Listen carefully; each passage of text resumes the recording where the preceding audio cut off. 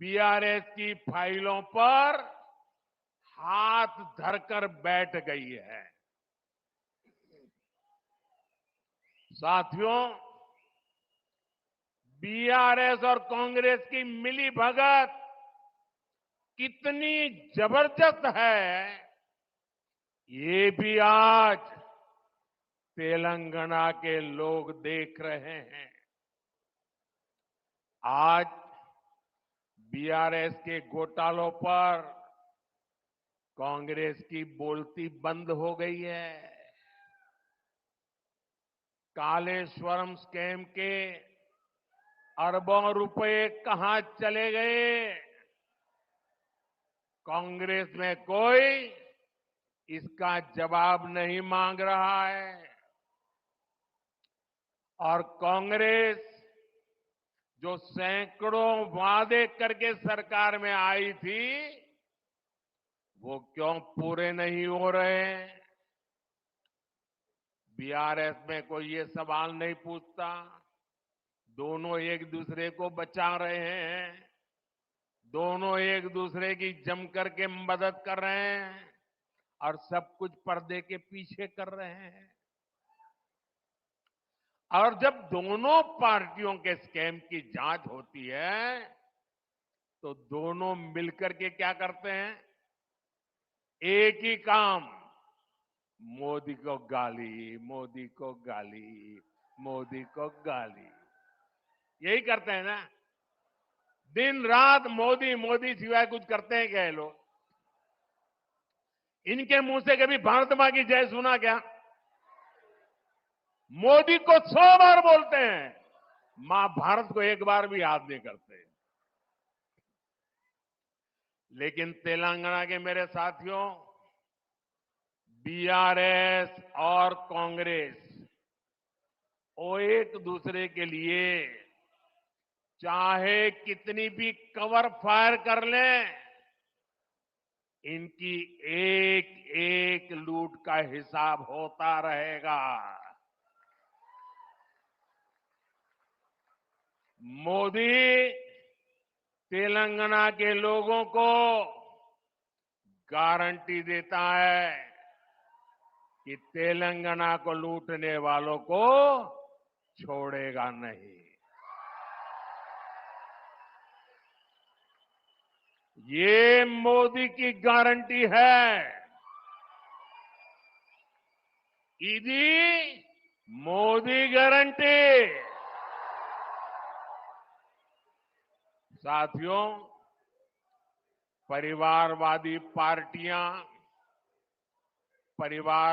परिवारवाद में डूबे लोग केवल देश को लूटने के लिए राजनीति में आए हैं। ये लोग कभी देश का, किसी राज्य का भला नहीं कर सकते। आप परिवारवादियों का पूरा इतिहास उठाकर देख लीजिए। देश में जितने भी बड़े घोटाले हुए हैं, उनके पीछे कोई न कोई परिवारवादी पार्टी ही मिलेगी।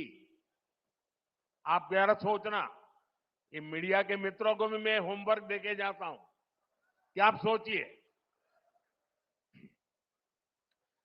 देश में लाखों करोड़ का 2G स्पेक्ट्रम घोटाला हुआ, किसका नाम आया?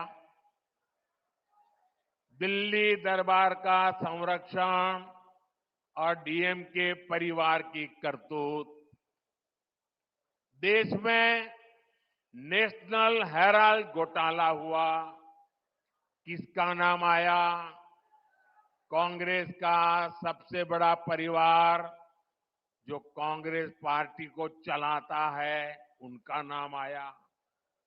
देश में बोफोर्स स्कैम भी हुआ था, किसका नाम आया था? इसी परिवार का।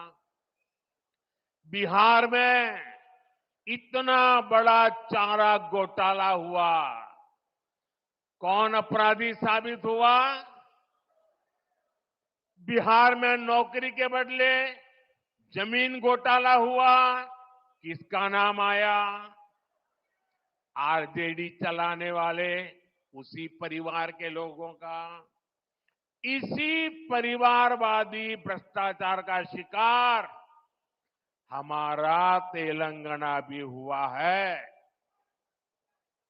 परिवारवादी बीआरएस ने प्रदेश में कालेश्वरम घोटाला किया है। दिल्ली में हुए लीकर स्कैम में भी कट कमीशन खा लिया। इसलिए कांग्रेस हो या बीआरएस, इनसे जितना बचेंगे, उनको जितना दूर रखेंगे, वही इसकी दवाई है। इसलिए 13 मई को आपको वोटिंग के दिन याद रखना है, बीजेपी को जिताना है। बीजेपी को बीजेपी को बीजेपी को बीजेपी को आप तेलंगाना में बीजेपी को जितनी ज्यादा सीटें देंगे, उतनी ही मेरी ऊर्जा बढ़ेगी। और ये जो शक्ति स्वरूपा का विनाश करने के लिए निकले हैं ना, उनकी रक्षा करने के लिए मुझे ताकत चाहिए। मैं विकसित भारत के लिए और ज्यादा परिश्रम करूंगा। आपको भरोसा है ना? मैं परिश्रम करूंगा, इस बात में भरोसा है ना? क्या कभी मैंने मेहनत करने में कमी रखी है क्या? खुद को खपाऊंगा और कुर्सी की परवाह किए बिना आपकी भलाई के लिए जो जरूरी है वो निर्णय करूंगा। साथियों, हमारा विजन है विकसित तेलंगाना से विकसित भारत का निर्माण। बीते 10 वर्षों की एक बड़ी उपलब्धि है कि हमने 25 करोड़ देशवासियों को गरीबी से बाहर निकाला है।